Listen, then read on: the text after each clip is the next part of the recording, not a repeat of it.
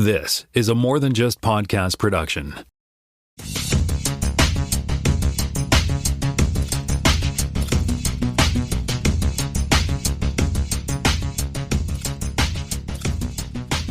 Welcome to Spotcast, Season 6, Episode 37. My name is Tim Mitchell. I am in Toronto, Ontario, and I'm joined by Jonathan Kuline in Mississauga, Ontario. Hello there, kids. We also have Jaime Lopez Jr. on the line in Seattle, Washington. How's it going? At least I think he's in Seattle, Washington. I don't really know. All right. The most complex AI program ever invented. The Jaime Lopez Jr. Jaime Lopez Jr., yes. So quick couple of fact checks. These go back way back to like February. We were talking about my Apple Vision Pro. I mentioned Apple Vision Pro or Apple Care Plus for Apple Vision Pro should cover everything on the invoice. It does not. It only covers. I spoke to somebody at Apple when I was trying to sort out my lens issues, which I'll tell you about in a minute. But yeah, the Apple Care Plus only covers the hardware itself, not the lenses or the carry case. So yeah, don't spill coffee on your carry case or whatever. And the dinosaur experience video that we talked about on the Vision Pro is actually by Jon Favreau.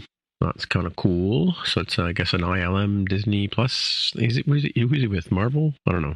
That guy. That guy. Yeah, he was doing Mandalorian and Book of Boba Fett and all that. So that whole dinosaur animation thing is his work, or he was part of it. He produced it, I guess, whatever, directed it. And then the issue with my Zeiss lenses was they got stuck at the border. What happened? Oh no, actually, I couldn't upload my prescription. That's what it was, right? And turned out that when I was in Rochester getting fitted for the Apple Vision Pro, and I do recommend that if you buy a Vision Pro and you pay all that money, make sure it's 100% perfect before you walk out the door. I spent an hour trying to get fitted for a proper light lens thing, or what do you call it, light shield, and they had to change my order by canceling the order I had and then putting the order back in again with the corrected light shield, but that broke the association between my lens order and the order. So I spoke to a nice gentleman at Apple who suggested I reorder or just order the lenses by themselves, and then he canceled the lenses as the follow-up on the first order. And then to add insult to injury, the Zeiss lenses got held up at the border for like a week while they tried to figure out what, in fact, they were. So set in customs for a week. But now that I have them, it's all good and everything's nice and crisp and clean and clear and stuff. So that's the follow-up on the fact check. So let's jump over to the headlines, Jonathan. Yeah, I thought I'd jump us in with some of the Trek news. Obviously, we've been off for a little bit, so I thought I'd catch us up on a few things. Some stuff that's come out this week, and a few other things that we can chat about. So there was a great piece in Variety, Variety.com this week, outlining with the final season of Discovery about to start, or just having started, sort of where Trek is and where it's going. Obviously, it's one of the most long-running franchises in film and television history now. And so there's this huge piece on Variety, basically talking to a lot of the people who are working on the current shows about where they're at and where they're going, and it's really cool. It's a really nice, it's well-written piece by Adam Vary from Variety, and it has some tidbits in there that are worth noting for us. So one thing they mentioned in there is that there is a new Trek movie in development that had sort of made the rounds in the last week, that there's a movie being set at sort of the in the core universe, in the original timeline, that will sort of be the sort of jumping off point for all Star Trek. So that's interesting, because that's not what they had been talking about. It goes into some of the misadventures over the past few years of which movie is going to get made. There's been a bunch of different people connected to it, so they break that down, but do mention that where we're at right now is a new Trek movie is in development, and that it could be start pre-production by the end of this year. So that's kind of interesting. So that could mean we could see it Trek back in the theaters for the first time in quite a long time, as soon as next year, maybe 2026. So that's kind of neat.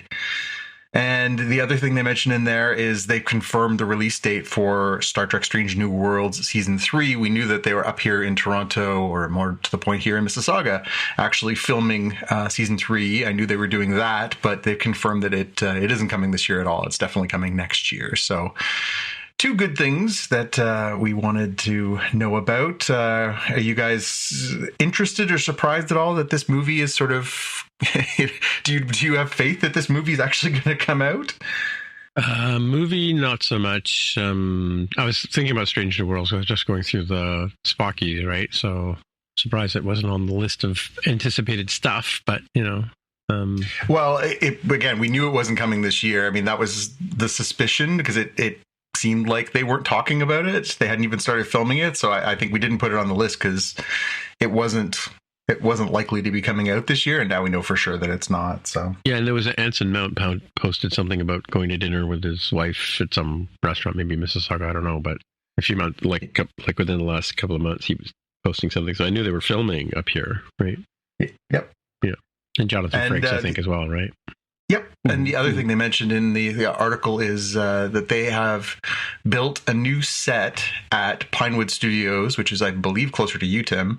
And it takes up the entire studio. And it's for the Starfleet Academy series that they're going to be making with Mary Wiseman.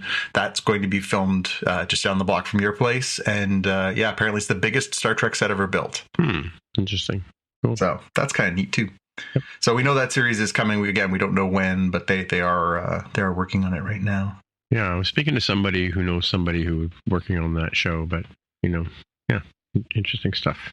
Cool. I say we start hanging around there. I just get a selfie. Put on our pointy ears and hang out on the street corner in case they need extras. Yeah, selfie on the chair, maybe. Yeah. Cool. Then the next one is about legacy. So, we talked about they sort of left the door open at the end of the Star Trek Picard 3-season epic, especially the end of the last season where they kind of brought the band back together, that they left the door open to do a next generation. And, the word was, they were talking about the name Star Trek Legacy, that it's going to possibly be this thing. An interview with Den of Geek, Alex Kurtzman, who is sort of the guru of Star Trek right now. He's sort of the overall Star Trek head right now.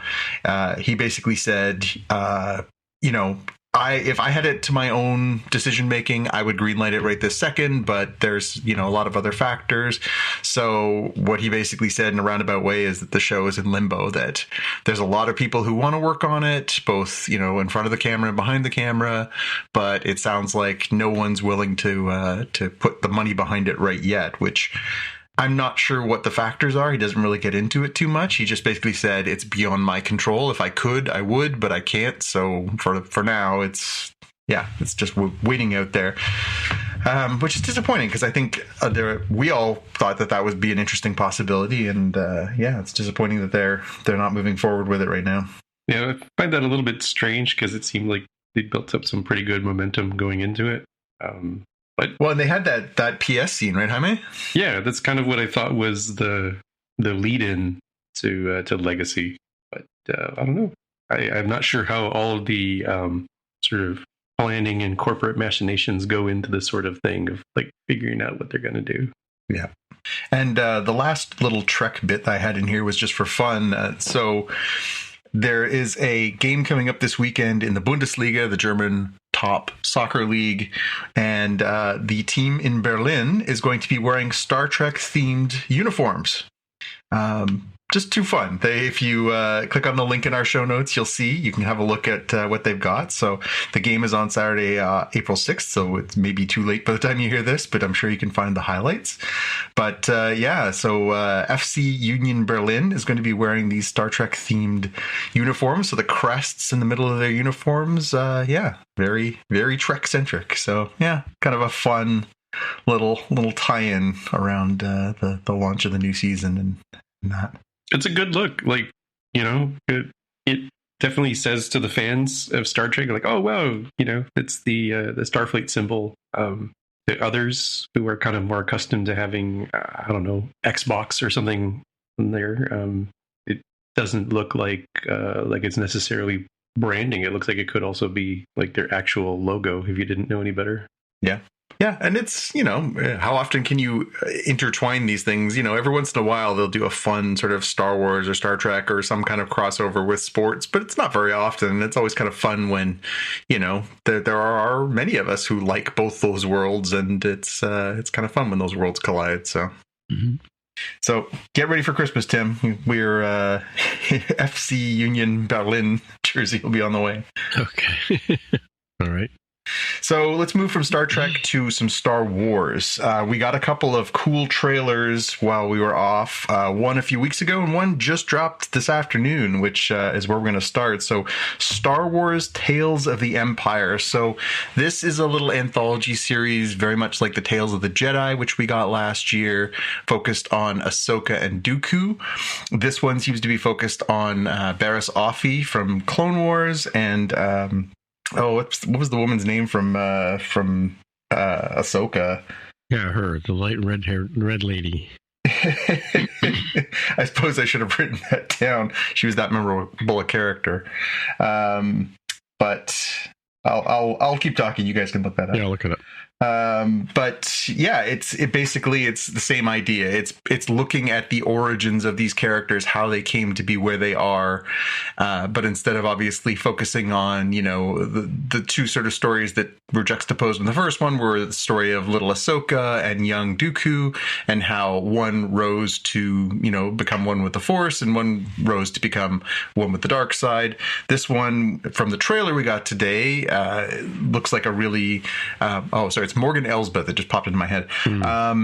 So this one seems to be going back and forth talking about how these two, people sort of leaned into the Empire and found their paths in the dark side. And I'll be curious to see sort of how they juxtapose these two characters' stories. But I'm really kind of excited to learn more about sort of where they are, where they're going, and how we sort of got there. I mean, Barriss' story is really, really interesting. We obviously saw that in Clone Wars, where she turns her back on the Order and frames Ahsoka, and that leads to Ahsoka leaving the Order. So that's a pretty infamous, story from the Clone Wars. We didn't really know a lot about Morgan Elsbeth's character. And that was actually, I thought, one of the weak points of the Ahsoka series was that we didn't have a lot of background for this character. And, we understood a little bit of her motivations, knowing that she was a Night Sister and knowing that she kind of had this legacy, but she didn't really get the time to shine. And so it's kind of cool that we're going to get a little bit of backstory for her. What did you two make of this Tales of the Empire first look? Well, it's interesting. I didn't really realize it was going to be like the monikers, the Yoda quote, the hate, the fear, the loathing, sort of leads to the dark side kind of thing. I guess an interesting perspective on. There actually was a game, I think, one of the Star Wars games where you play someone who goes into the Empire and then I think turns and becomes part of the rebellion, right? Right. I forgot what that was, but sort of same sort of idea, like becoming going into the dark side, as it were, right? So yeah. How about you, Jaime? It's looking pretty interesting. The shorts are kind of nice little, snackable takes on this world. The Clone Wars animation style is going to work pretty well for this, I think. I'm jazzed. Grievous, Vader, all sorts of stuff in there. Yeah, and it looks like the Inquisitors are in there. So there's a lot of tie-ins to, we talk about tie-ins to Clone Wars, tie-ins to Rebels, it'll be tie-ins to Ahsoka. So I thought there was, there's some good glue in that Tales of the Jedi. I thought this will be interesting to get a little bit more background and sort of see. The other trailer that we got while we were off was Star Wars: The Acolyte. So this is a live-action series. It's focused on a period 100 years before the events of The Phantom Menace. So in a sort of previously, other than the comic books, obviously we've got the High Republic, we've got some of that stuff, but we've never really focused on that in a live-action way to see this period of time when, the Jedis are kind of, cocks of the walk. They've kind of got everything under control. There doesn't seem to be any kind of Sith presence, or is there? Because the trailer looks like it's kind of the rise of the Sith, right? Right. What did you make of this one? I think it was really kind of cool. Yeah, to be honest, I can't remember it, but yeah, I do. Looking forward to it, I guess. Yeah. Sort of the Lord of the Rings, or not Lord of the Rings. What's that dragon thing we just watched? The invention of the stuff, right? Oh yeah, the House of the Dragon. It's kind of a backstory kind of deal. Yeah. Get to see this sort of stuff. People are hyped about fun stuff like yellow lightsabers. Something a little different. Bring in more of the EU flavor, expanded universe flavor, if not literally the expanded universe itself. And it's got a pretty killer cast too. So Daphne Keane, who was the young woman in Logan, is in it. Manny Jacinto from The Good Place, Carrie-Anne Moss, of course, from The Matrix. Right. Yep. There's a pretty good sort of ensemble here, but I kind of liked that. I didn't look at it and think, there was a lot of alien characters, and I didn't find myself looking at it being like, oh, there's that, like, other than the Carrie-Anne Moss moment, she's just an icon. I didn't find myself taken out of it. I found myself really just looking at it without, well, we joke all the time on this podcast about the Tom Cruise moments where you're like, oh, there's Tom Cruise pretending to be that. This just felt like all these interesting characters, and I really felt immersed already. Like, I don't need you to tell me that, some famous actors behind this. I can just look at it in all these great alien characters and be like, cool, tell me a great story. I'm hoping that this is the first real break from the sort of long Skywalker interrelated around the word you're looking for. Yeah, absolutely. I think this is one where I'm looking forward to going outside of the 9-movie tie-in saga and just telling me a story in this universe that is something else. Is it 9 movies or 12 movies? Well, I guess it depends on who you ask. I mean, like the idea of the reason I lent on the word saga is because it just drones on and on after a point, right? Well, and as long as they don't start with a crawl that says, for some reason, Emperor Palpatine is back. Young, Emperor, or not Emperor, young Palpatine. Yeah. I mean, whatever floats their boats, I suppose. What was his name? He wasn't Emperor Palpatine. What was his real name? Well, he was Chancellor Palpatine. Oh, okay. So he was the same dude. Okay. All right. Sheev, I guess is his name. Yep. Yeah. Young Sheev and his pod racer, Yep. All right. Jaime, what do you got for us? Yeah, this is going to be like super American, but I'm going to try to bring it back together for, cross-cultural sharing here, especially because it seems like Paramount Plus is a thing in Canada now. Sort of. It's growing perhaps. So, can I just get on my soapbox for a minute? Okay. Sure. So, as you know, I have a Vision Pro, a US Vision Pro, which I have to use with an American Apple ID to get apps, right? Well, Disney Plus works on it. So I'm able to watch Disney Plus shows on it in Canada, right? And I've bought a few movies, with my American Apple ID. Like I bought Dune when it was on sale for $4.99, which is great because I got to watch it in 3D, which we didn't see that here. We saw the IMAX version here, right? Yep. So it's kind of cool to watch it in 3D and Gravity, but we won't talk about Gravity. Well, we can talk about Gravity later, but I can't log into Paramount Plus. So they're obviously doing like the region thing, right? Which I think is bad. Anyway. Yeah, all of this stuff is really weird. I think I mentioned some years ago, I guess almost 5 years now, that it, was accustomed to having Star Trek Discovery on what I believe was CBS All Access at the time. And went to the UK for a conference. I was really jet lagged, fell asleep. And when I woke up and started, saying, oh, I better take apart all the stuff that's in my luggage so it doesn't get too stinky, from just being in an enclosed area. Let me go air this out. I said, let me put some Netflix on in the background. I was like, wait, since when do we have Star Trek Discovery on Netflix? Like, that's really weird. And I said, wait a minute, hold on. This whole catalog doesn't make sense. It's like very British. I'm like, oh, because I'm physically in the UK, they're giving me the British catalog versus I've seen that with Netflix in the States. So I get the American stuff if I use a Netflix account in the States. And I think when I was in Beijing, I tried one of the two services, or maybe Disney, I tried that and some things work, some things didn't work, kind of thing. But you definitely get a different catalog of stuff because it's all regionally like served up, right?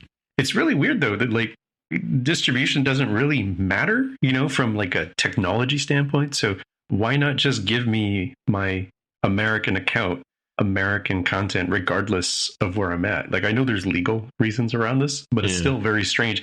Or they should make it more, more obvious to you and just play, like their national anthem or something as the startup sound. So I'm like, oh, okay, welcome to another country. Yeah, or like a flag or something like that. Yeah. Well, it's interesting. Speaking of which, like the Disney app, right? When I first ran it on a Vision Pro, I could see a menu that said 3D, right? And for like 3 or 4 weeks there, I got the blue. Like you get it's a 3D logo. The little Disney thing with the little thing that shoots across the top. That's in 3D, but because it recognizes the fact that I'm in Canada, it wasn't showing me the little 3D menu. Well, they've just recently, I don't know if they've done this on the other TVs or whatever, but it's kind of gone to a green background instead of blue on the Vision Pro, and the 3D menu's back. So I can click on that and see all the 3D content directly, right? So, yeah, so it's kind of weird. It's kind of a weird transition-y time. And hopefully, like, rumor is, and I don't know if it's true or not, but May is supposed to be when it's going to roll out to Canada, UK, and a few other places, right? So, anyway. Just it's odd sort of how they regionally, I mean, you and I both know, I mean, from looking at IP addresses and stuff like that, you can figure out where the person is, right? Yeah, and serve up whatever, and right? And that's why there's all of those, all the YouTubers have VPN as VPN networks as their sponsors. So it's like, oh really? Pretend you're in Italy while you're sitting there in LA, kind of thing, that sort of thing. Yeah, well, it's interesting because like VPN kind of works sometimes. Like, it'll work in some cases, but yeah, they're getting pretty good about detecting whether you're on a VPN too, right? I did get to experience the great firewall in China too. That was kind of interesting. I couldn't use Safari to do searches. I kept switching over to Bing. Mm-hmm. And then like I published a course on Codico, which is they use Vimeo for their player.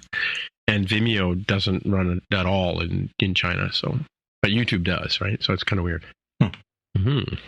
So you couldn't use a VPN there? No. Well, you could use a VPN, and you should use a VPN if you're in China, but you cannot, like, the stuff will not, like, you can't, like, GitHub was really slow, Safari, Google, DuckDuckGo, all those, sort of quote-unquote safe browsers don't work at all.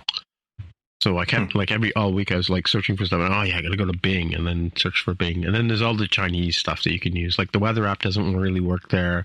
You have to use QWeather, which is their own app. Right. So yeah. Interesting. And every time you said something to like one of the other developers, they'd kind of like go, yeah, that's the way it is. Somehow they work around it. But anyway, back to you and your America. Yeah. So I'm guessing you guys have not traditionally gotten these Paramount Plus ads that are they're kind of nifty. They take various characters from various disjointed properties and put them on a mountain because like the mountain in Paramount, and then have some little wacky skit, like a very minor skit. This one's whole setup is, oh, we're stuck, we need to get over this wall, we have this rope. The Miami quarterback Tua Tagovailoa is there, and they're like, hey, if we had like a football, we could tie it to the rope and throw it on there and get up there. And they're like, oh, we don't have a football. And they realize that they have Hey Arnold, a child with a Stewie Griffin football shaped head. And Tua Tagovailoa refuses to throw the child, but Sir Patrick Stewart says, I'm going to do it. And just goes off and, he's an Englishman, right, in real life. He just goes off into this wild rant of like how it's the fifth quarter and he needs to get a hole in one before the seventh inning stretch, and then hurls the child. Like, it's wearing like 1950s football pads too. Yeah. It reminded me of like, our Heisman Trophy and what that looks like from that padding era, or if you've seen any of those old Disney cartoons with Goofy, or like Goofy teaches you the rules of football kind of thing. Yep. This one was one that in particular was doing the Super Bowl as a spot, but they've shown it a few times since then. Yeah, we tend to get a lot of the Super Bowl ads on YouTube the next day. So, which is fine. Like, they show us special Canadian ads, whoop-de-doo. Lots of ads for, they bring in all the great Canadian celebrities to talk about maple syrup and poutine on sale and stuff. It's good. They did a Dave Grohl thing 2 years ago, I think, right? Where they had... That's true. They did do the, Why Canada Rocks with Dave Grohl. That was good. Yeah. All right. What else you got, Jaime? Yeah, well, continuing the theme of Paramount Plus, after the success of the first Sonic the Hedgehog movie, after its rough start, it got on the right track. Successful second movie, Sonic 2. They now have a limited series coming out for the Knuckles the Echidna character. That's coming out on Paramount Plus in the US and Canada on April 26th. So got the link here in the show notes for those of you transporting it home. Right on. Still voiced by Idris Elba. So they paid the money to get the voice actor. Yep. I would like to know how much he's making for that. Yeah. Somehow I wouldn't. It would just make me cry. Yeah, fair. Switching to a totally different streaming service, Netflix just likes to throw stuff at the wall. It sometimes has these interesting higher budget films or series, usually starring a celebrity that you would know and having kind of a pretty straightforward plot. Well, it looks like this year's version is going to be Atlas, which I've described here as J-Lo getting the robot, where Jennifer Lopez is the main character in some sort of, world where mechas, suits, robots, giant ones that can blow stuff up real good, I'm sure, and punch each other are a key part of society or war, or who knows? It's a teaser. We haven't seen the real trailer yet. Huh. Yeah. Weird. Well, sure. Okay. It does well on a Sunday afternoon, folks. If it's not this, it's Paw Patrol, round 5 or wherever they're on now when you're doing laundry and washing dishes. Mm-hmm. Yeah, Netflix is still reliable for the while I'm doing chores crowd. And I've also got the link here for those who don't know the Getting the Robot meme. It's from the Neon Genesis Evangelion, the Lost 4 Kids. That's the number 4 Kids opening, where somebody decided to make a trailer or an opening intro song from the perspective of the era of the late 90s, early 2000s, where Japanese animation was making its way to the States, but was always sort of Americanized in weird ways to show up on, I believe it was Fox is where 4 Kids showed up. Let's take these shows that are kind of all ages, kind of more slightly adultish, and trim them or just redub them or do little cultural tweaks to make it more palatable or perceived palatable for American school children. So sometimes they'd radically change some of the tone and flavor of that person didn't get sick. They died in the original series.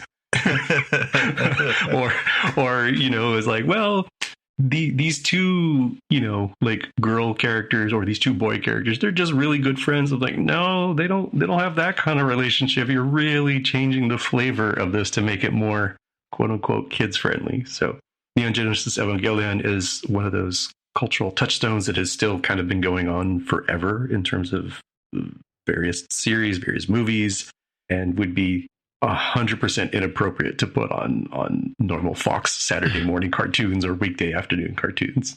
Yeah, I hadn't really watched much of that series, and I sat down and watched the first few episodes maybe a year ago, and there's a lot of weirdness to the stuff already, even in the first few episodes. At one point there's a weird kind of maybe that full-grown adult lady wants to sleep with that small child. It's a little weird.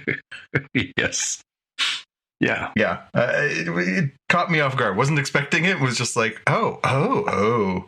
Believe it or not, that part is relatively tame compared to where some stuff goes in the just deconstruction of everything it is to be human and being an adult or being a teenager on the verge of adulthood and dealing with a post-apocalyptic society, while also these big giant creatures are trying to kill humanity.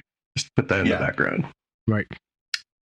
So gentlemen, I believe everyone here has seen the fourth Matrix movie, Resurrections. Is that correct? Mm-hmm. Yes, indeed. How are you feeling about the fifth Matrix movie, notably without the Wachowskis, that I have entitled Matrix 5, The Search for More Money? Yeah. Especially like for folks who've seen the movie, like it's a great takedown of like this movie shouldn't even exist. It's an extremely meta movie. Mm-hmm. So I'm guessing the money is good. The money is good. So like, let's do it again. Yeah, I think it's like anything else as far as extended sequels. Tell me a good story. You know, I'll keep an open mind, but tell me a good story. You know, so many of these things have just kind of gone off the rails. I mean, you can make a case that Matrix could have stopped at 1. And yeah, and I'd have been fine with that. But, you know, now we're looking at 5. I could have done without 2. I could have done without 3. Could have done without 4. Let's see what they do on 5. Yeah. I mean, 4 had an interesting start to it, you know, where it's kind of like he's made this game and called The Matrix, and kind of that made a sense, right? Yeah, I don't think it was a bad movie. I just don't think it was a great movie. You know, like I felt like there was some stuff there, but there was also a lot of inexplicable, like, well, you know, why do they look like that? But wait a minute, didn't they both die? But why? No, wait, they didn't really both die. Like it just. Well, yeah, I mean that was the disbelief part was in episode 3 was the this has happened before and it'll happen again and again and again and just sort of like rinse and repeat, right? So yeah, it all kind of strained credulity, which I get. Obviously, we're sci-fi fantasy fans. You kind of have to check your brain at the door sometimes, but that one took a little bit further than I might feel comfortable with sometimes. Yeah, I mean, like the first Matrix was so mind altering in a sense, right? Because you know, I think we've all had that sort of fantasy: is this really happening, or are we in a simulation, right? Kind of thoughts, right? And they kind of really played that well. Yep. But the whole hero's journey, he's the one sort of conceit. I mean, that gets a little tired after a while, right? Well, especially after 4 and now 5 movies. So again, tell me something cool. I think the visuals are great. I think the ideas of the concepts of the Matrix are great.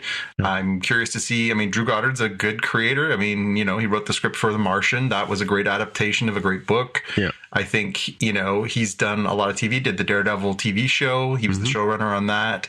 For the first season. So, I mean, this is somebody who has credentials. He worked on Buffy and Angel and stuff like that. You know, this is a person with a pedigree. If he's got something to say, you never know, right? I mean, I thought that Watchmen series was going to be terrible, but then it was great. So you never know. Good. Yeah, that's true. Yeah. That's true. We'll take a wait and see on that one. Yeah. I had to bring us to some bad news that we shared around on our Slack channel this week. Unfortunately, earlier this week, Chance Perdomo, who was one of the stars of the Boys spinoff Gen V, tragically died in a motorcycle accident. Mm-hmm. So he played what was the name of his character? I can't even remember. Tells you everything you need to know about that show. But yeah, I mean, he's 27 years old, you know, huge sort of shock, outpouring. It was a single vehicle accident. He clearly lost control of his vehicle and died. You know, it is an absolute tragedy and really, really sad. They were actually just gearing up to start filming season 2 of that. Again, also filmed here in the GTA. So they haven't really come back. Obviously, this is really fresh. This is only a few days ago. What this is going to mean for the show, how they're going to, you know, they probably have to go back to the drawing board because this was one of the main characters. His arc was really good. I thought he was a really good performer in the first season. Yeah.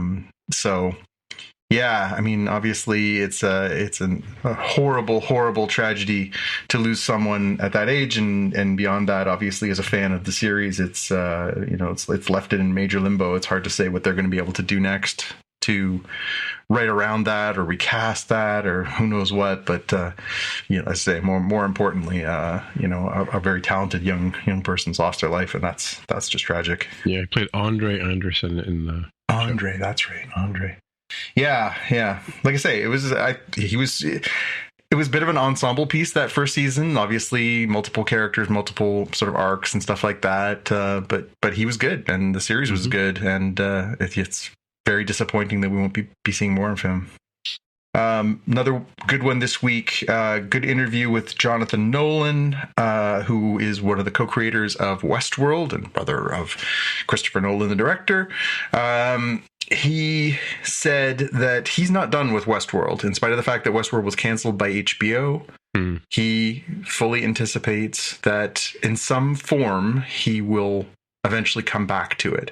Now, as we talked about when the show was canceled, and we talked about sort of the why and wherefores, and obviously not only was it canceled, but it was actually scrubbed off HBO and sold off to other streaming services, and it was kind of a whole kerfuffle. Where he would do this, with whom he would do it, because it was an all-star cast, so how you get all those famous people back together to do something is a different point. But yeah, really kind of interested to see what he means. But I like the idea that the door is still a little bit open on this, because you could say that 4 ended okay and that sort of circles back to season 1, but I do feel like there was more to do there. Still have to finish season 3 or 4 or whatever one it was. I stopped watching. Yeah, I never did pick up season 4. And by the time I was going to, I was like, well, that's the one with Jesse Pinkman, right? Or is that the one? Yeah, well, he's not. That's not the first season. 3 and 4. Yeah, 3 and 4. Okay. Yeah. Yeah, it's worth finishing. I mean, it's still very stylish. It's still very fun. There's some good twists, and again, it's just a killer cast rather. I highly recommend. Season 1 is probably the best of them. Season 2 is a little confusing. Season 3 is even more confusing, and season 4 is a little more straightforward. But in the end, I'm not sure it lived up to everything it could have been, but I still think that the story is not done. And if the creator wants to finish telling you their story, you hope that they get the chance to do that. So yeah, for those who are driving at home, you can watch it on Apple TV. Yeah, who knows? In Canada, that is. Yeah. A couple quick things to finish up our headlines. So Julia Garner, one of the stars of Ozark, has just been announced that she's joining the cast of the Fantastic Four movie. Tim, I know you're an Ozark fan. I am too. She was amazing in that. She's been great in every performance I've seen her in. She's going to be playing Shalabal. For any comic nerds out there, that is the Silver Surfer's love of Silver Surfer's life. So that means that we are getting a big hint as to what kind of story they're going to be telling when this movie comes out in 2025. It sounds like it's going to be Galactus and the Silver Surfer and that whole sort of classic storyline. So interesting to see how they do that with modern technology, and hopefully it'll be a hell of a lot better than when the other Fantastic Four movie tried to do that.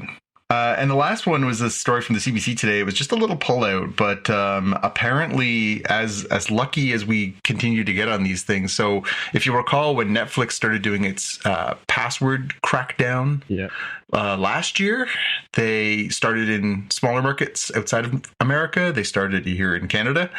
We get to be the lucky guinea pigs this time again. Disney Plus, apparently during the earnings call this week, Bob Iger, the CEO of Disney, announced that the password crackdown that they announced last year is going to be starting in earnest soon, and they're going to be starting in smaller markets. Guess who gets the first kick in the butt? That's right, it's us. So yeah, we're gonna get another early. Can we make sure that you people aren't sharing your passwords thing here? So yeah, we're gonna be the first ones out of the gate to test out the new "you can't do that here" policy.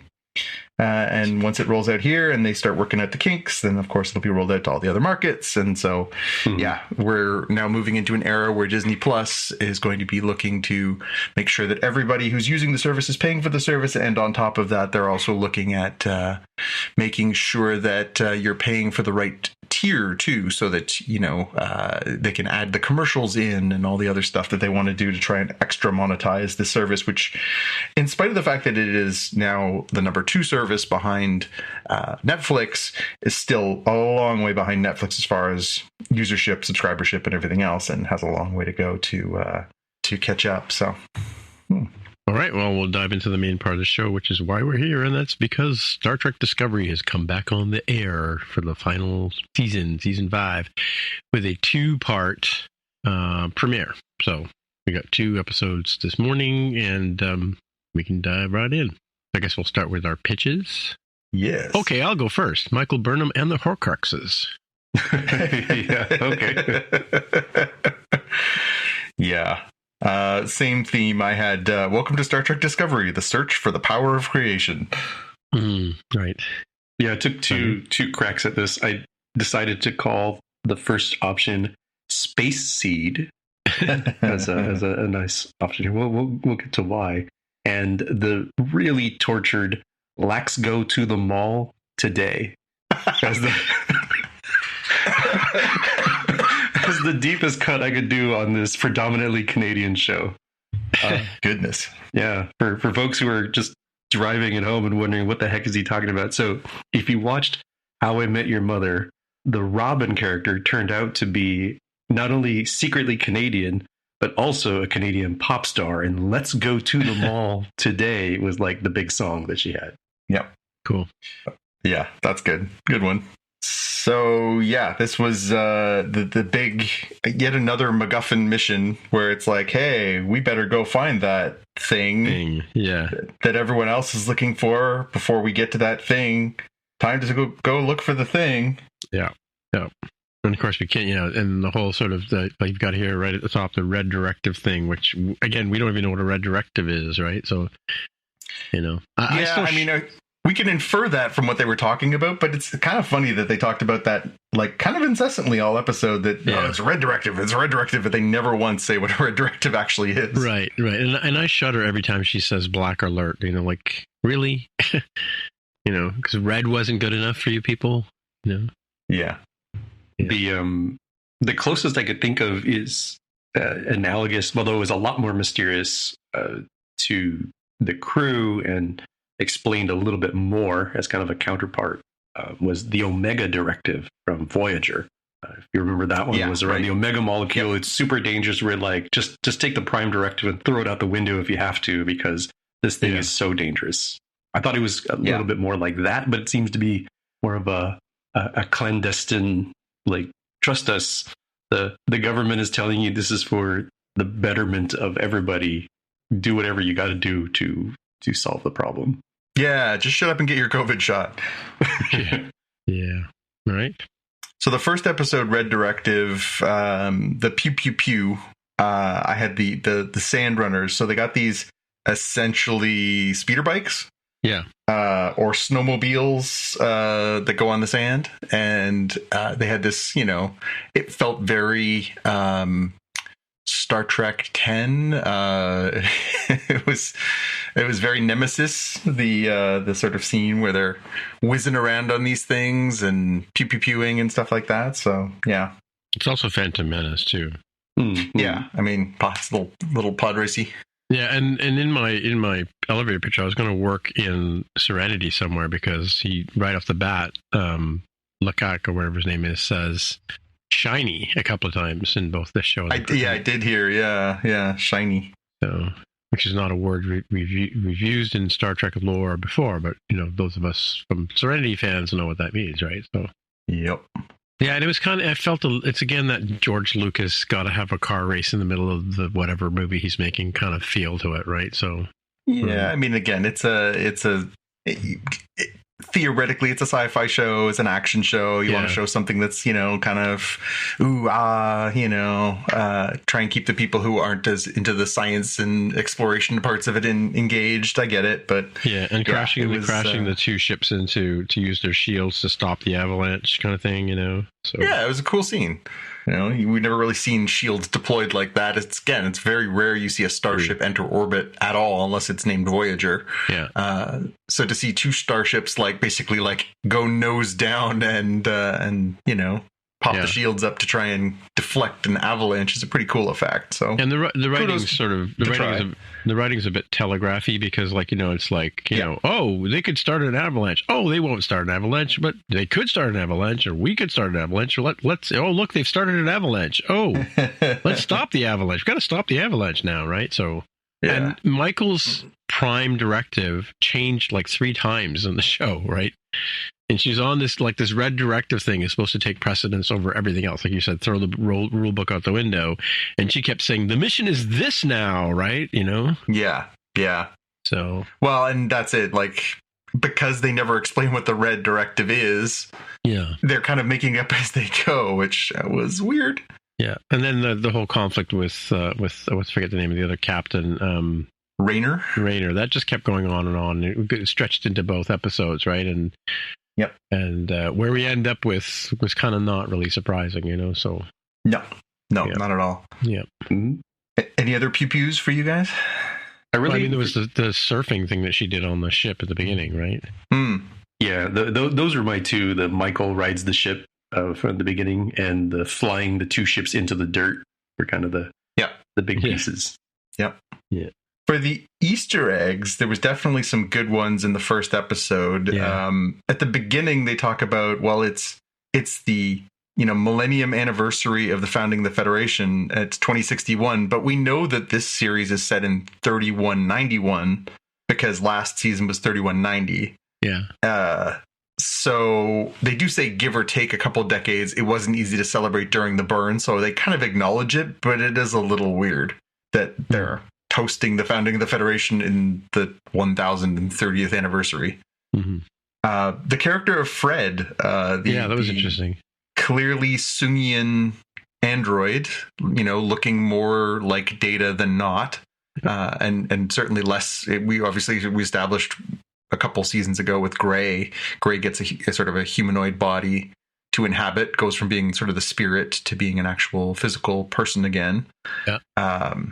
So yeah, that was kind of an interesting callback. I was actually a little disappointed when that character was like snuffed out so quickly. I was like, Fred. But is he? I mean, like he's an android. Can't they bring him back later on? Like reassemble him? That is the curious thing too. Like, at what point is it like? What do you do to like? We see Data get shot countless times in the series over the years. Like, again, at what point is an synthetic life form alive, quote unquote alive, and quote unquote dead, alive for 600 years too, right? And then suddenly just instantly dead. Like, wouldn't he have been shot before? Well, and that's again, if this character is now 600 years old and is on this little planet and has these like bodyguards and everything, like maybe don't let the bad guys take their weapons in, or don't let them, like don't solve their problem for them and then be like, cool, I've got what I need, I'll give you $5 for it. Like, yeah, a little bit weak on the writing there, but that's all right. Yeah, he ended up being my big question of like, is he actually dead? Because we've seen Data without his head, and he can clearly be okay without that. So I'm like, well, they didn't shoot the head, from what I recall. It looks like it was more the body, and it would be a weird sort of casting and character writing choice of like, why would you add all of this, all of these tidbits of making the makeup reminiscent and the style reminiscent of Brent Spiner's version of Data, the AS number that was for Alton Soong. Yeah. Like, why would you make all of these references and then be like, okay, well, that character was there on screen for like 2 minutes? Like, I felt like the question was, will this come up again? Mm-hmm. Yep. No, it's a fair point. A couple more Easter eggs. So one of the things that they deliver to Fred is, along with isolinear chips and some pads, and of course the big MacGuffin, is the self-sealing stem bolts, which of course is a huge running gag in DS9. The self-sealing stem bolts, and of course the progenitors, which is what this whole arc seems to be tied to. Is this now infamous episode of TNG that tried to explain away why every race that they encounter are biped, bi-armed, 2 eyeballs, 1 nose, 2 ears creatures. And it was kind of a weak episode at the time, and I'm a little nervous that this is where they're going with this. Yeah. But here we are. Anybody else's red alerts go off on this one? Yeah, and then, just one more thing is that the payment still happens to be Latinum in a like after all this time, 800 years or whatever it is. But Yeah, it does seem to be. It's like it's that same. And do they have to keep explaining the reason why I keep saying there's something wrong with Star Trek? Is that everybody has 2 legs, 2 arms, 2 eyes, and a nose? Yeah. And they do talk about humanoid. They say everybody's a humanoid, right? So, yeah. Which is racist. Let's face it. In this universe, that's racist. Yeah. Yeah. Well, we'll talk. We'll continue talking about that as we go through the rest of this stuff. Any other Easter eggs that caught anyone's eye? Well, shiny, like I mentioned before. Shiny, right? yeah. That was, you're right. They said it more than once too. I was like, ooh. Yeah, he says it again in the second episode too. Someone on the writing staff was a fan. Yeah, maybe it's a throwback, I guess. Some fun quotes for they said what when the Discovery and the Antares lose the bad guys. Kovic leans over to Burnham and says, "This is the part where you say you have a brilliant idea." Again, yes, love that guy. Saru, there is much to consider, but for now, Fred. Tilly, I'm so glad Mary Wiseman is back. I'm so glad Tilly is back. She's always the best part of this show. She was very much missed last season. I think that's one of the reasons why last season didn't land as well for me. It was just a little too dry, and she definitely brings a levity and a humor to the show that is much needed. When they're trying to figure out, when she's trying to figure out the best teaching method for her Starfleet Academy class, I can't crash all these kids onto an ice moon in order to teach them that, right? Could I? No, it's not feasible. Is it? Yeah. Again, nice callback to the episode where, of course, she gets the first batch of recruits to sort of bond. And that's also the episode where we see her make the decision that she's going to go to the academy and be a teacher and stuff like that. But yeah, that was a very funny. And again, Mary Wiseman's so funny. Her delivery is so good. Rayner, when he walks in, when he beams in between Book and Burnham, I love the feeling of interrupting something. And Book talking about Maul and Lack. If I didn't hate these guys, I might like them. Right. Yeah. The one that stuck out to me as kind of kind of an interesting one that you can sort of use in real life is Maul telling Lack, do you want the pebbles or the mountain? And it doesn't sound too TV show-ish to like just prepare yourself for a work meeting at some point where you want to convince people. No, let's not just go for the pebbles here. Let's go for the mountain. Yeah. I look forward to hearing on our Slack channel eventually when you use that one in a meeting, Jaime. Just make it happen. Yeah, and the sort of the exit of what's his name? Who plays Saru? Oh, Doug Jones. Yeah, Doug Jones. I guess leaving the show or. Well, I'm curious about this. Yeah. So, as we saw with Mary Wiseman last season, leaving, to go be the teacher, and she took a break from the show and now has come back, and she's assigned to the ship for this mission. Like, yep, that'll do. That's fine. Same way Worf used to just show up for no reason whenever they'd have a movie, right? Like, yeah, cool. Yeah, just I don't care how he got there. I care that he's there.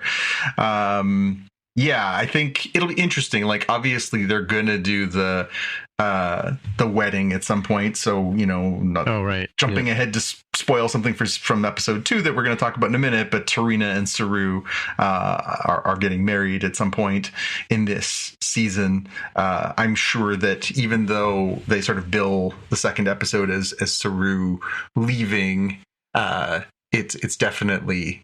Well, she proposes in the first episode, but the reason obviously they're taking Saru out of the picture as number 1 is because they want to have spoilers for episode 2. Another person step in, right? Yeah, and to create some dynamic tension as well, right? Yeah, absolutely. The outside of the universe thing of like Doug Jones, he's getting up there and kind of wanting to not go through punishment on his body to do all the things he has to do with the prosthetics and everything.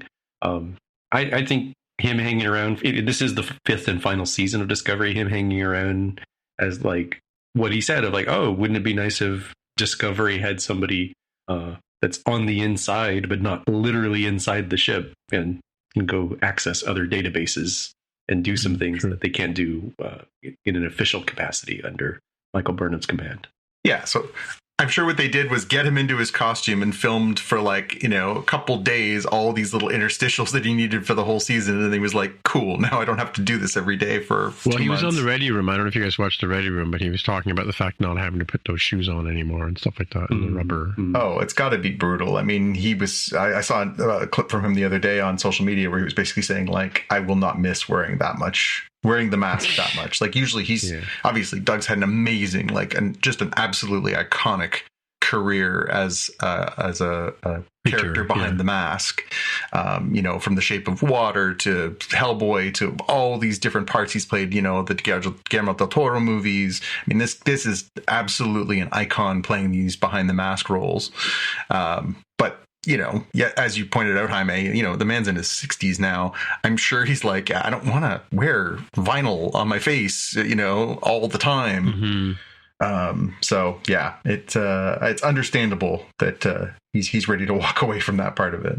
But yeah, I'm sure we haven't seen the last of Saru at the end of the second episode. I'm sure we'll see him throughout the season. There's no way they're not going to have him around for the sort of denouement of this series. That would be ridiculous. Support for this podcast and the following message come from Corient. Corient provides wealth management services centered around you. They focus on exceeding your expectations and simplifying your life. Corient has been helping high achievers just like you enjoy their lives more fully, preserve their wealth, and provide for the people, causes, and communities they care about. As one of the largest integrated fee-only registered investment advisors in the U.S., Corient has deeply experienced teams in 23 strategic locations. Corient has extensive knowledge spanning the full spectrum of planning, investing, lending, and money management disciplines. Leverage Corient's exclusive network of experts to craft custom solutions designed to help you reach your financial goals, no matter how complex they may be. Real wealth requires real solutions. For more information, connect with a wealth advisor today at Corient.com. That's Corient.com. Corient.com.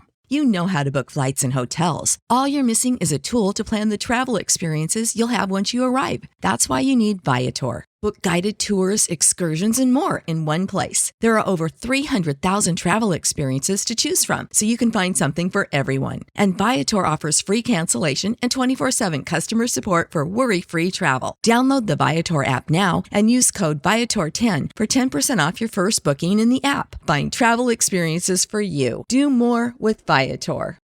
Swimsuit? Check. Sunscreen? Check. Phone charger? Check. Don't forget to pack the 5-Hour Energy. It fits great in a pocket or carry-on, and the alert feeling will help you arrive ready for anything. Now get 20% off when you use code 5HETRAVEL at 5hourenergy.com. Expires April 30th. One-time use only. Not valid with other discounts. Remember, visit 5hourenergy.com and use code 5HETRAVEL to save 20%. Should we jump to second episode and we'll go over that a little bit? Sure. Mm-hmm. So this is episode 2, Under the Twin Moons. So in the first episode, they get this sort of clue to go look for this twin moon. And so in the first episode, we also see, for us, there's no big break. I mean, obviously last season, Book was kind of the bad guy, one of the bad guys. Mm-hmm. As far as trying to get revenge when his planet gets decimated. And now he's kind of trying to make good. So he's doing sort of whatever the Federation and Starfleet tell him to do to try and make amends for the fact that he, broke a lot of rules last year. They established that it's been a long time since he and Burnham have spoken and that he was away from the crew and stuff like that. Now he's basically right back on the ship. So is Grudge the cat. And so now there's this sort of awkwardness, this kind of weirdness between Book and Burnham. But yeah, he's kind of back in the picture. But for us, obviously, not really that gone. So yeah. Elevator pitch. My title for this was Raiders of the Lost Art with the T at the end there. Yeah. I had the Queen of Second Chances finally has one to offer someone else. Yeah. Yeah. Yeah. Yeah, I had this episode really disjointed for me. I couldn't, had to keep hitting a rewind and watching parts again because it was just all out of order. Yeah. The pew, pew, pew It wasn't a huge pew pew pew episode, although the attack of the killer eyeballs that flew out of the statue and went after Saru and Burnham on their sort of farewell mission together. That was pretty good. You know, we're losing our foot. Who lost a foot? Yeah, it was. I'm losing body parts here. She says, "Yeah, that was." Yeah. That was good. Any other pew pew pew moments? There wasn't a lot, was there? It kind of blends into the eyeball, the floating eyeball thing. And my Easter egg hunt, my they said what kind of blend together. So the they said what was action Saru. Yeah, which yes, action Saru. Later on in that action, we all call him that, don't we? Yeah, and in that action sequence, I was like, oh yes, action Saru comes with quill shooting feature. Right? Yeah. Squeeze his legs together and he shoots the quills.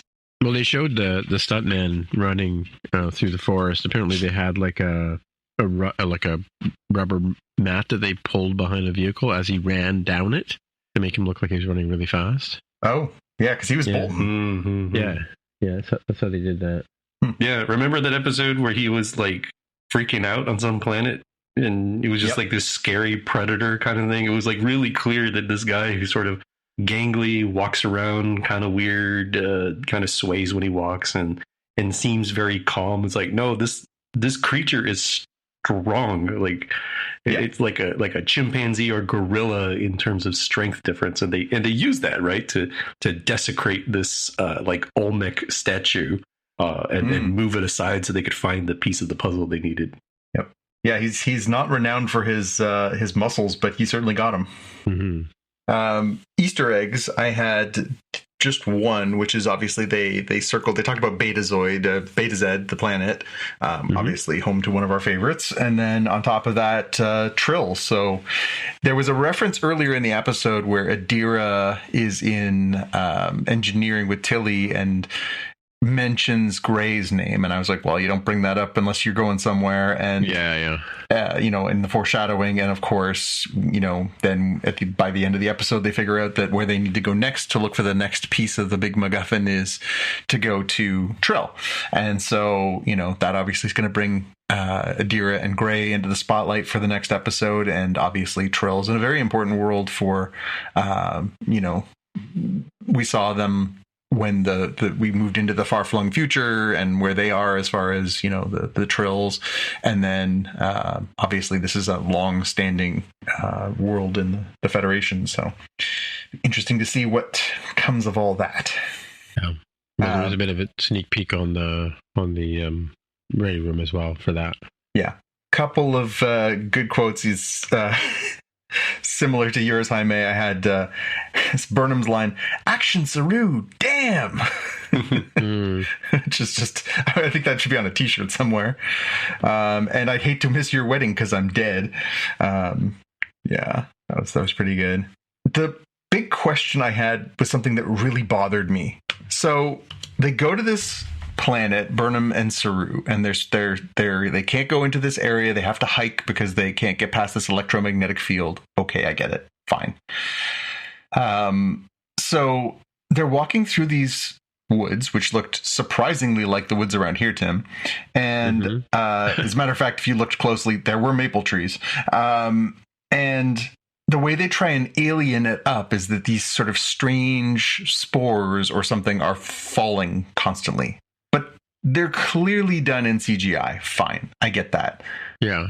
But these things are falling constantly. So these two are having these like heartfelt conversations, and I'm getting distracted while they're having these heartfelt conversations because these things are falling constantly and never land on them. Right. And oh my God, it bothered me. It bothered me incessantly. In the middle of that, she says, "There's no life signs." Well, what? Yeah. Like, right. You're standing amongst trees and there's things falling all over you and like snowflakes or whatever, right? Yeah. Like I say, that one kind of annoyed me. I was like, really? Really? Okay.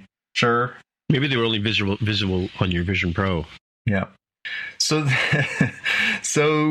this episode was all sort of building up towards where I think all three of us knew it was going, which is, hey, Saru's leaving. Who's going to be the number one? You got to think somewhere on this ship, somebody like, I don't know, Reese or Owoshikun or someone is like, hey, like, I've been on this crew. Remember where we used to live like 800 years ago?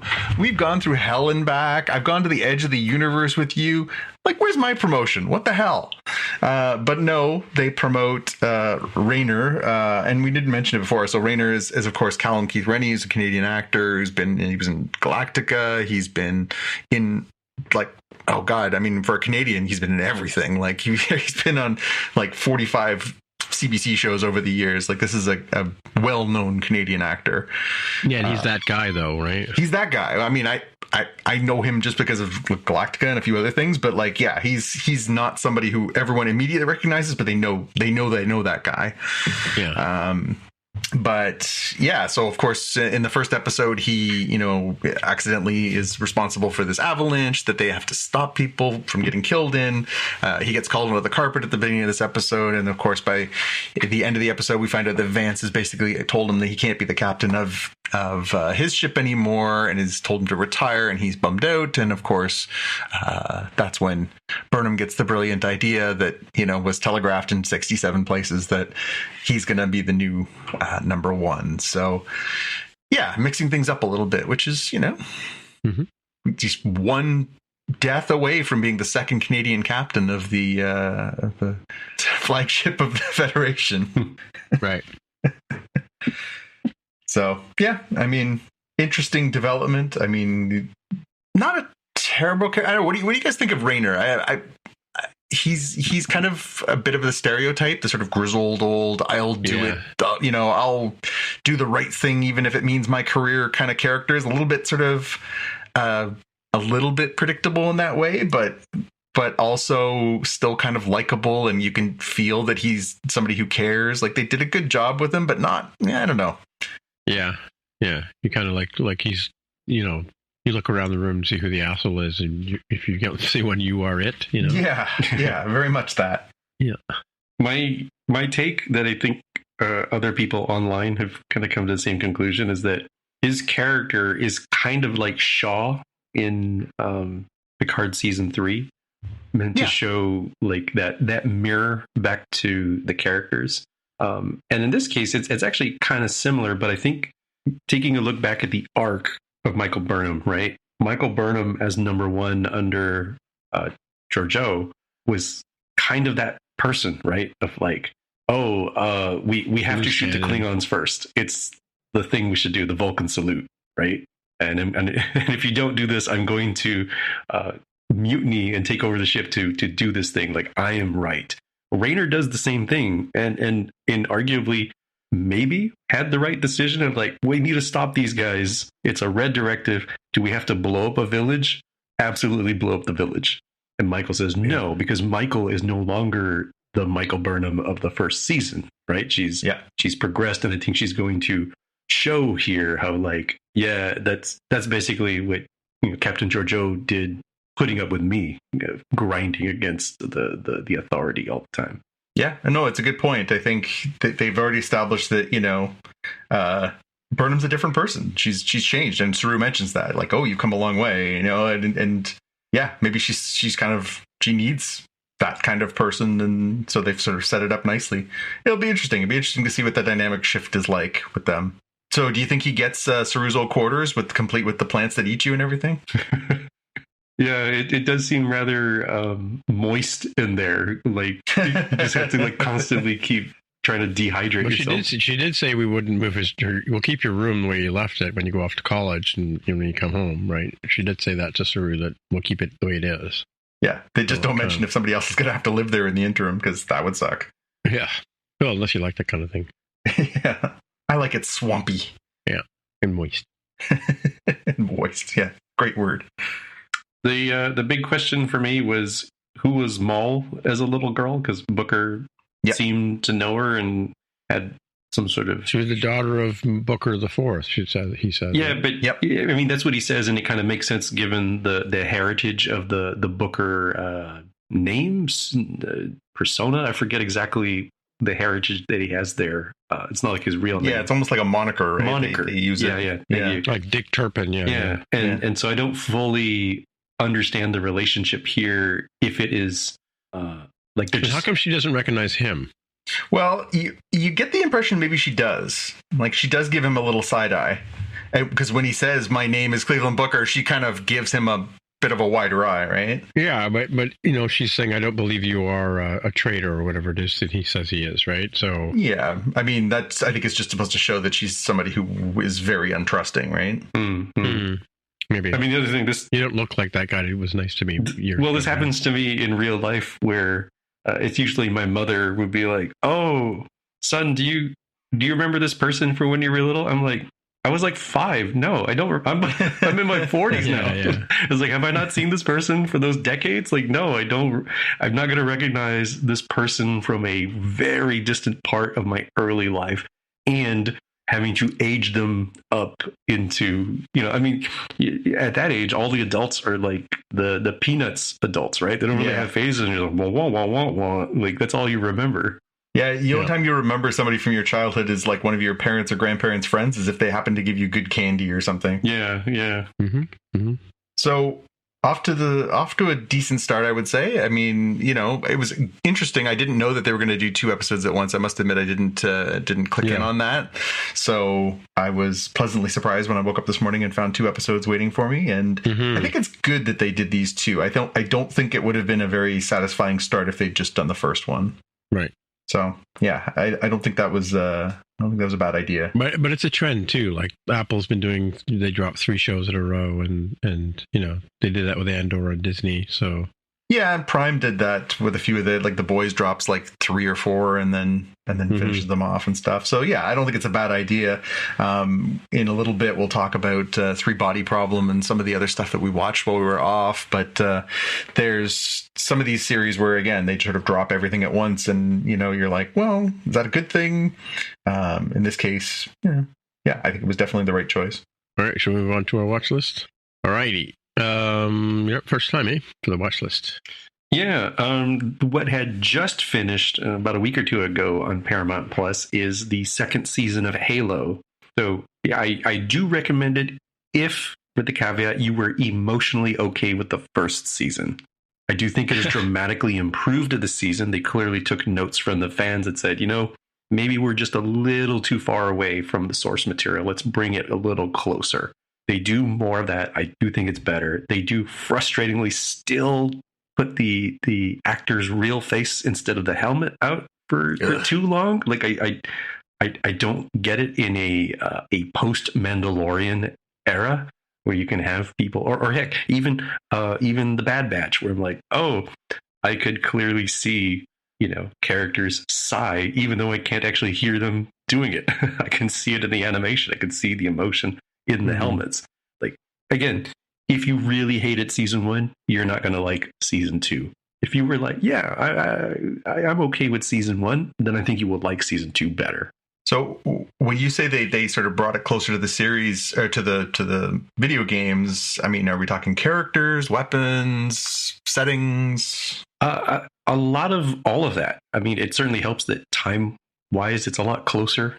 It covers the fall of Reach, so it's a lot closer to the video games rather than being almost semi-prequel in the first season. It is a series entitled Halo, and it's taking 2 seasons to get there, kind of thing. Semi-spoilers. It's like Star Trek Enterprise. By the 4th season, they'll get on the Enterprise. It's kind of going there, right?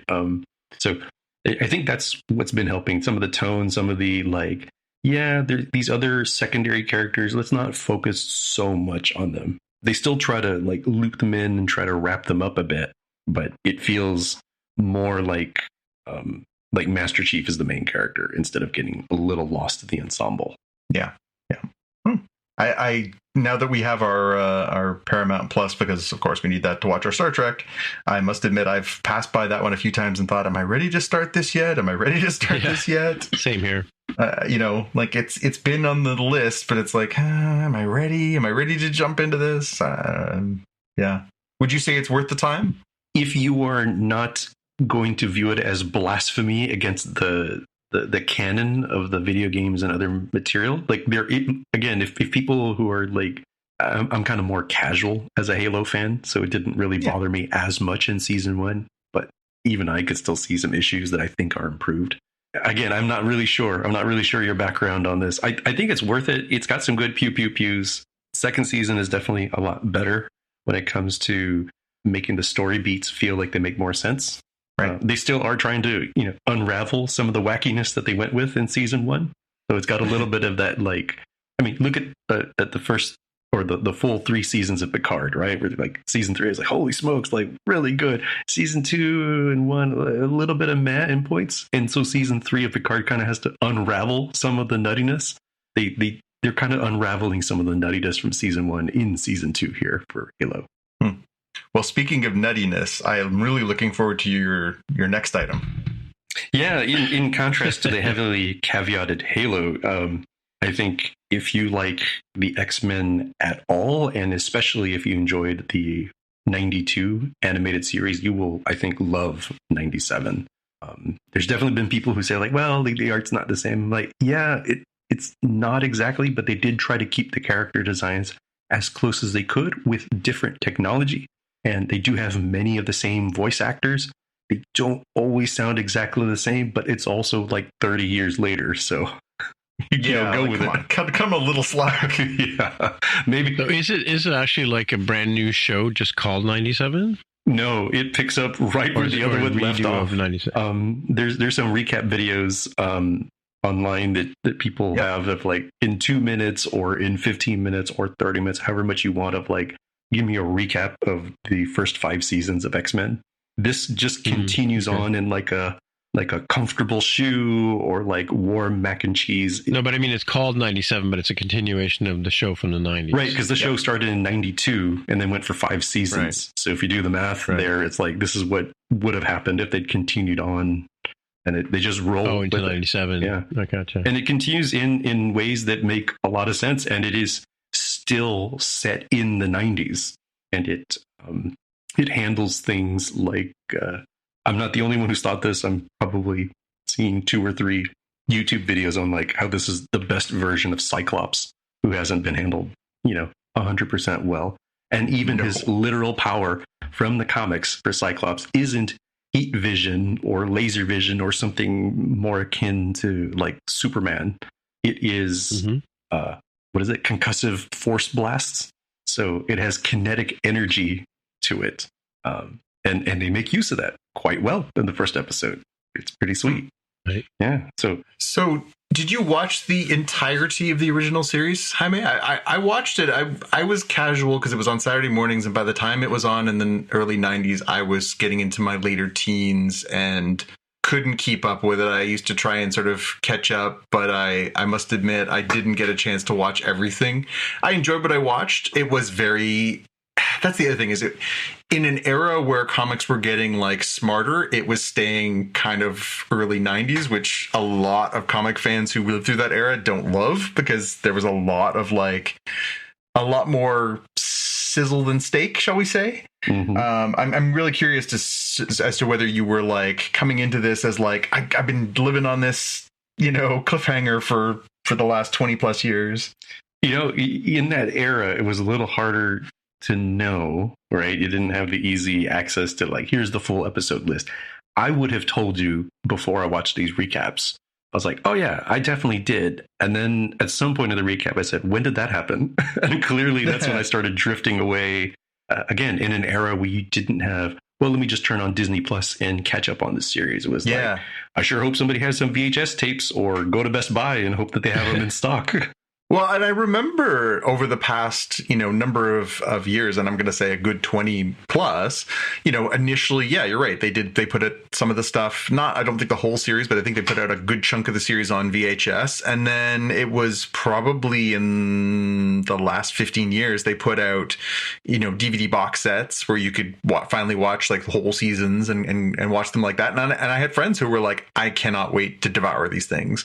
For me, it wasn't there. And then, as you say, and then now in the streaming era, you can sit down and you can power through, is it 5 seasons worth of those episodes. But I must admit, I've never thought, hey, I'm going to sit down and watch 5 seasons of the X-Men cartoon. It's never occurred to me. When I saw some of these recap videos pop up, I was like, oh, I kind of wouldn't mind watching those just so that I can catch up. I mean, I know the source material really well, so, like nothing's going to sort of take me off guard, I don't think.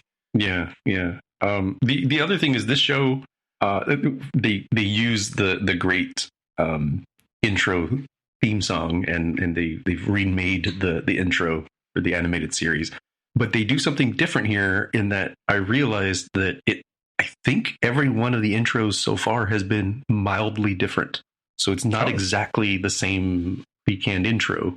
I'll be like, wait, that character I don't think was there in the very first episode's intro, and I'm trying to think of the scene. So I'm sure somebody out there will do a super cut at the end of the season and like start them all, put them on a big grid and show you like how they're very similar, but not exactly the same. Yeah. I saw a clip the other day where they were saying that they finally replaced the weak link characters from the original intro, where one of the characters was just like made up. It was supposed to be a placeholder, and they just kept it in there as the character was like wearing a green outfit with a pink head in the intro of the original series. And people were always like, who is that supposed to be? And it turns out it was an animation studio mistake, and they were just like, it's fine. And so they left it in there. Yeah. And so now when they've relaunched it, they've put in, I think it's Lady Deathstrike and the White Queen, they've added into the intro, and people were like, thank God, because that's bothered people for 30 years. Right. Yeah, it's. I'm glad that they're doing this, and I feel like I want to be part of it. I want to sort of jump back in and get back into it, but I'm also like, it feels like a little impenetrable, and I'm wondering how many other fans have that feeling of like, well, I don't know if I want to just watch a recap video or if that's enough, or where like if you could just jump in. Yeah, and if people aren't comfortable just jumping in, the 92 series is there. You could just binge and catch up. There's only going to be 10 episodes, I believe, this season. So it's not as if you're like, by the end of this season going to be incomprehensibly behind. There's not like 50 new episodes coming out or 25 new episodes. And they're half-hour episodes, so they're pretty breezy. Yeah. I'm going to start mine by asking a question, which is, have you both watched Three Body Problem? Yes. Only part of it. We're like a couple episodes in. We've not finished it yet. Then I will try and do this at a spoiler-free level, which means we can't talk about episode 5, which is when every time I talk to people, they're like, I'm watching it now. I'm like, let me know once you've finished watching episode 5. Let's discuss. Yeah. Because that was the one going in that the showrunners were like, that's kind of where like, that's our like signature one for the season. And we're like, okay. And then I watched it and I was like, whoa, okay, yes, I see why. Okay. So Three Body Problem, of course, based on this famous Chinese sci-fi novel. We've talked about it on past episodes. They dropped all the episodes a few weeks back on Netflix. It's by Benioff and Weiss, the two guys who were the showrunners for Game of Thrones. This is kind of the thing that they have been working on next. So they dropped 8 episodes on Netflix all at once, which I hate because the conversation came and went on the show so fast. And now it's just like every other Netflix conversation, which is the ones I hate the most, where it's like, oh, did you watch all exactly what you and I just did, Jaime? Oh, did you watch this? I've watched some of it. I don't have unlimited time. I'm a grown up. And so everybody kind of comes to it in their own time and leaves it in their own time, and the conversation is just kind of dead. That being said, I thought it was an interesting show. I think it was a little too fast paced for my taste. Like they really ground through it fast. Like there's huge leaps in character development that don't seem to match up with huge developments in time. So that kind of stuck in my mind a little bit. But the concepts and the way that I read a little bit about sort of the differences. I have the book. Tim gave me the book for my birthday, and I haven't had a chance to read it yet. And I'll tell you why in a minute. But so I don't know much about it. So I looked up a little bit, like, some people were talking about some of the differences, and I read through some of the differences. I'm like, oh no, it sounds like the show kind of made differences for the better, not differences for the worst. Yeah. The concepts are really interesting. The science is really interesting. the sort of, it's one of those great, what would you do if you were in that moment kind of, they put a lot of the characters are put in very tough positions, and then what would you do? What would you do? So you find yourself often thinking, well, what would I do? What would I do? And I enjoyed it, but I can't say that it was like a 10 out of 10 home run. It was probably a good, 3.5, 4 out of 5. It's not a slam dunk. I don't think it's an absolute have to watch, but I do think there's enough there that I definitely am curious for next season. Tim, what did you think?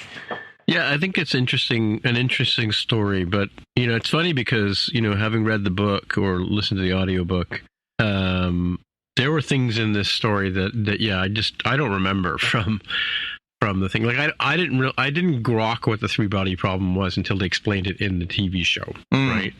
But the whole gameplay, the VR gameplay part was kind of interesting. They were obviously able to play with it a bit more in this version.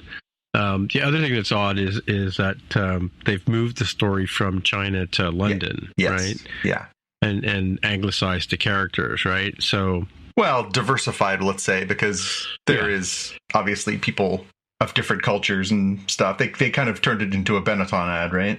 Yeah, I mean, so it is kind of interesting. There's I don't know that they necessarily finished the story where the book ends, but I do remember the book sort of being in 3 major parts, right? Yeah, and because there's the old Cultural Revolution part, and then there's the with the space stuff, and then there's the SETI situation, and then the VR game thing, right? And I've read a few books where they try to talk about VR, immersive, all encompassing immersive worlds, which is a really interesting idea. I don't know if anybody's really pulled it off, right? But I guess they have. I guess that like that the game I played last year with the horses and the cowboys and stuff. Red Dead. Red Dead. That kind of sort of has that same effect, right? Mm-hmm. Like you just get into that world and you become your ethos and your ethics are based on the world you're in, like, kind of thing, right? So that was interesting. I mean, I did enjoy it, but I guess you're right. It's probably a 3.5, not quite a 4. For me, kind of thing. Yeah. And again, like you said, I don't like the fact that they just dropped it all at once, right? Because that basically meant that, within 3 or 4 days, I'd end up watching the whole thing, right? Yeah. Yeah, and it didn't leave a lot of room for discourse. Like, I really do think the way that they did it, too, particularly in the fact that it is very accelerated, as far as sort of the characters, the timelines, the revelations and stuff, would have worked really well. Like, I almost would recommend, if you haven't seen it, dear listeners, maybe even do yourself a favor, and it would be hard to do, but like space it out. Even if you watch it every other day or once a week, you would almost serve yourself better, because it really feels super tight. Now, again, that's part of the, I wonder if that's part of the criticism of Benioff and Weiss, where they talked about how, they really kind of stretched out the Game of Thrones series and really took their time with it, and then they had to sort of hurry up and finish the end. Here it almost feels the opposite. It feels like they're like sprinting. Like, it starts out, Jaime, obviously you've gotten through the first few episodes. It's very much a mystery. It's sort of, well, what is this? Who are these people? It's very shadowy. And then it kind of breaks open a little bit. And once it breaks open, it just starts running. And everything kind of, the pace of the show, the type of show it is, like, all of it kind of shifted in my mind. So yeah, it's, again, I don't think it's a bad show, but I think it's interesting, some of the choices that they've made, and I guess it's in the eye of the beholder whether that works for you or not. What have you thought so far of what you've seen, Jaime? It does seem pretty fast. I'm kind of interested to see if it goes faster. It does. Believe me, it does. Is it going to be, because it is like 8 to 10 episodes, so I think it's 8. Yeah. Hold my beer for 8 episodes seems pretty intense if that's what ends up happening. Yeah. No, it definitely is. It's a bit of a breakneck pace, and who the characters are at the beginning change, a lot in a very short amount of time, which is unusual for a show like that. But maybe, like I know from doing some reading after finishing the first season of the show that they pulled some stuff from the second book in the series up to the first, just to sort of move things forward, because some of the stuff wouldn't have made sense if they tried to sort of keep it separate.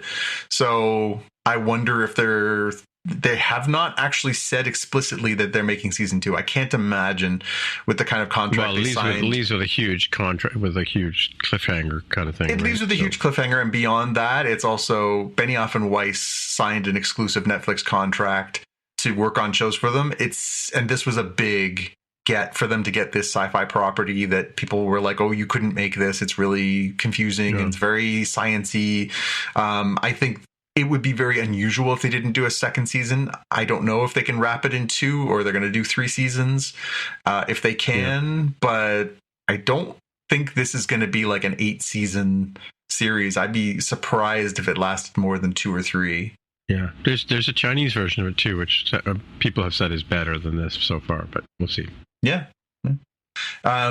One of the reasons I haven't read Three Body Problem is that I took the time to read Wool, which is the first book of the Silo series. I got the boxed set of the 3 books, and so I sat down and read Wool, which is the Silo series that's on Apple TV Plus with Rebecca Ferguson.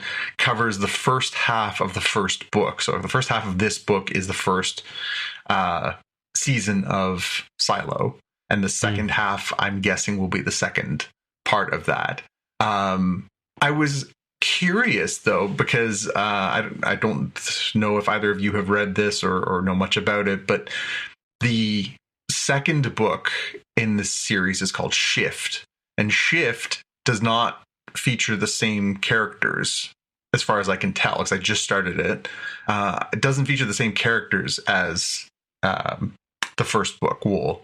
So I don't know if it's going to tie it all together in the second and third books or how it's going to come together, but it's what you're watching on TV now, like the story of Juliet and all that kind of seems like it's only one more season. And then I don't know if they're going to do more, or if that was the whole point. Like they got somebody as high profile as Rebecca Ferguson because they're only doing her for like 2 seasons, and then they can move on to other characters and hire new people. But interesting. So if you're thinking of reading the back material, if you're thinking of reading it, Hugh Howey's a great writer. I really thought he was, considering this was like his first real, he'd written, he was basically selling like parts of books and little novellas and short stories and stuff like that on Amazon for like 99 cents. And he wrote this and started writing it and putting it up for 99 cents for chunks. And people were like, we love this, finish the book.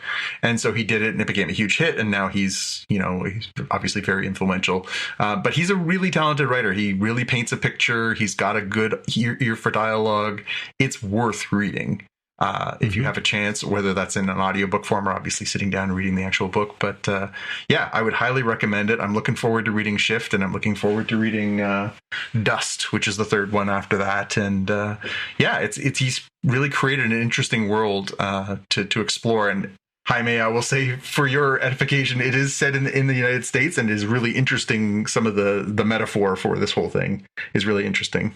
When you put the lens of it being American is interesting too. So yeah, recommend. Cool. And the last one is just something to look ahead to. They dropped the trailer yesterday for Dead Boy Detectives. This is another Netflix series. It is a spin-off from The Sandman. It was a set of characters created in the Sandman's comic book series. A pair of ghosts who are basically working on behalf of other ghosts to help sort of get them over to the other side. They solve these mysteries about how people died and things so that they can help them pass through. It's a fun comic character story, enjoyable when in the original form. And from what I saw of the trailer that they dropped this week, they've really kind of got a similar energy. There does look like there'll be some little tiny bit of crossover into the Sandman universe, which of course exists on Netflix. So I thought the trailer was cool. It's coming out on April 25th. I'm sure, as all Netflix things go, they're going to drop them all at once. But it looks, I think if you're a fan of something like The Sandman, or even Wednesday, or sort of that YA version of the sort of macabre, it should definitely click for you. It looks like a lot of fun. Mm-hmm. Cool. All right, and then for me, I spent 2 days on planes, flying to Beijing and back, so I got to catch up on a lot of movies. I've watched a ton of sci-fi stuff. I've watched that Adam Sandler Spaceman thing, which was unremarkable. If you miss it, don't worry about it. Oh, and the other thing too is I noticed that Prime is starting throwing commercials into the regular TV stuff now. Yeah, I saw that too. Which is kind of, it's like one commercial and it's gone, but it's not terribly painful, but it's kind of annoying. So one of the movies I saw this on the way to Beijing was Dream Scenario, which is the Nicolas Cage movie where people start having dreams. He's an English teacher, and people start having dreams with him in in their dreams, but he's not doing anything. He's just sort of walking by as they're going through some horrible situation. He's just there and ignoring him. And then it turns out that more and more people are seeing him in their dreams, like people who don't know him and people at dinner parties and strangers. And it kind of escalates into sort of kind of like a Me Too kind of thing, right? Because he ends up doing bad things in the dreams, and then people start to associate that with him. So it's kind of an interesting sort of sci-fi fantasy thing where this like just boring guy, just a regular college professor ends up being in this dream scenario kind of thing, right? So I guess that's why they call it a dream scenario. But yeah, sort of an interesting movie. The other thing I wanted to talk about real quick was, this is sort of following up on the Vision Pro stuff, is that I have really enjoyed watching some content in 3D on Vision Pro, like all of the Marvel stuff, like since I watched Endgame and I watched one before Endgame. Like Thor Ragnarok is in there, Ant-Man Quantumania is in there. The Star Wars stuff starting with Rogue One, which of course is the best of that series, right? All the way up to Jonathan's favorite movie, The Last Skywalker. And the Rise of the Last Skywalker, Strikes Again, Son of whatever. Yeah, that one. And then, but I've also taken advantage of, before Dune came out, Apple put, in both Canada and the US, they put the Dune Part 1, the Denis Villeneuve story or film in 3D, which is kind of interesting to watch. I've been watching Bad Batch on the Vision Pro, like I'm riding my exercise bike while I take in Bad Batch, which is kind of an interesting way to watch that, because it's like watching it on a big giant screen TV, right, sort of thing, right?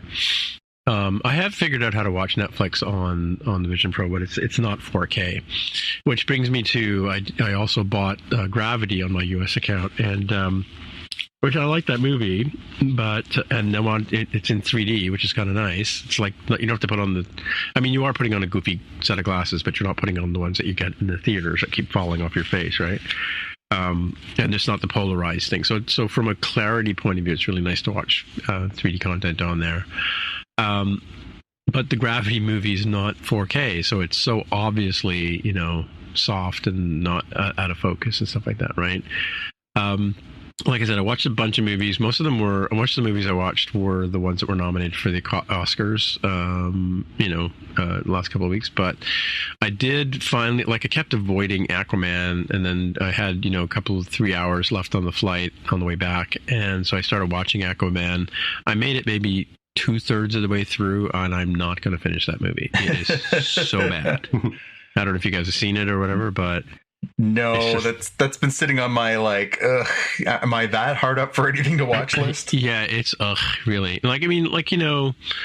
Aquaman has, if you look at it from the Big Bang Theory point of view, Aquaman was the one character nobody wanted to be, so it always ended up being Kutrapali's character to dress up as, right?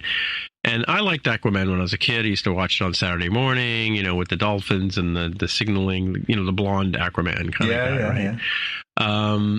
But Jason Momoa doesn't take his character doesn't take the fact that he's king of Atlantis seriously enough for me. right? And like he resurrects his brother. He helps his brother escape, and his brother's like, "Why are you king? I should be king." And I'm like, "Yeah, you should be king." Can I stop the movie now? Thanks for coming out, right? Kind of thing. Yeah. So I'm not going to finish it. I think I've probably given it too much airtime as it is. It's just not worth watching or talking about. I will say, for the record, I've read some truly great Aquaman stories over my 40 years of reading comic books. Uh-huh. But in both animation and live action, I've never seen that character done perfectly. Well, yeah. I thought for a second you were going to say that you heard some great things about this particular movie, but I would be hard pressed to find hear that. Very much not that.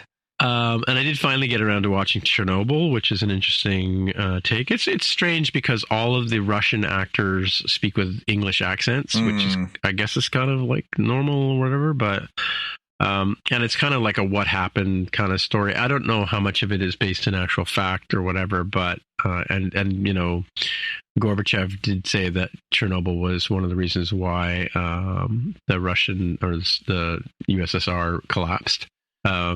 Just because of the cost and the bad sentiment. But it's an interesting story about, kind of everything you kind of remember about the Soviet Union and their sort of, conceit about how things work. And like for the first part of the series, they can't believe, there's no way that their technology could fail. Like it just couldn't fail. So like even when, the fire's burning and people are dying, the guy in charge is saying, there's like, okay, tell me how it could possibly fail, even though it is failing behind his back kind of thing, right? Yep. So, and then it's sort of a story behind how, the fallout from all the people investigating and stuff like that. And they all obviously get sick and die because it was super radioactive. I think it still is. In fact, I think, isn't one of the movies, Suicide Squad or something? They go back to Chernobyl in the last go round. There was a bit of a thing there, right? So yeah, interesting, very good whodunit kind of like, mystery solved kind of retelling of the accident kind of thing, right? So yeah, and Craig Mazin, the guy who was the showrunner for that, the thing he went on to do after that was Last of Us. Oh, really? Okay, yeah. It is pretty dystopian, but it's a good. I think it's like 8 episodes, maybe. So yeah, it's worth watching. It's I don't want to say fun time, but it's a really interesting, enlightening thing. And I mean, even though it's not really sci-fi, the one movie I did watch that's super enlightening and really kind of creepy, I did watch Zone of Interest. Yes, on the plane. That's a very strange movie. But I'll leave it at that. I don't want to spoil anything on that one.